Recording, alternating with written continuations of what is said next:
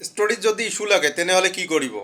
আপোনালোকে নতুন গম নাপায়, সেইকাৰণে মই আপোনালোকক বুজাই দি আছোঁ। ভালকৈ শুনিব আৰু মোৰ ভিডিঅ'খন শ্বেয়াৰ কৰি থ'ব। যদি শ্বেয়াৰ কৰি থয় তেনেহ'লে নেক্সট টাইম এনেকুৱা ধৰণৰ সমস্যা হ'লে আপুনি মোৰ ভিডিঅ'খন চাই এইটো ছল্ভ কৰি ল'ব পাৰিব। ঠিক আছে, তেনেহ'লে মই আপোনাক লৈ যাই আছোঁ স্ক্ৰীনত। বলক স্ক্ৰীনলৈ। প্ৰথমতে আপুনি আপোনাৰ ফেচবুক এপ্লিকেশ্যনটো অ'পেন কৰি লওক। তাৰপিছত আপুনি আপোনাৰ ফটোখনত ক্লিক কৰিব। ফটোখনত ক্লিক কৰাৰ পিছত 3 ডট আছে তলত, এই 3 ডটটোত ক্লিক কৰিব। তাৰপিছত 5 নম্বৰত আৰ্চিভ অপশ্যনটোত ক্লিক কৰিব। ক্লিক কৰাৰ পিছত আপুনি দেখা পাব ইয়াতে ষ্টৰি আৰ্চিভ বুলি লিখা আছে, এইটোত ক্লিক কৰিব। ক্লিক কৰাৰ পিছত এই ব্লু টিক থকা যিকেইখন ষ্টৰি, এইকেইখন ষ্টৰি ঠিক আছে, আৰু যিকেইখন নাই ইয়াতে চাওক, এই মাৰ্চ 15 এইখনত মোৰ ঠিক নাই, এইখন মোৰ ডিলিট কৰিব লাগিব। এনেকৈ চাব লাগিব কোনখনত ব্লু টিক আছে আৰু কোনখনত নাই।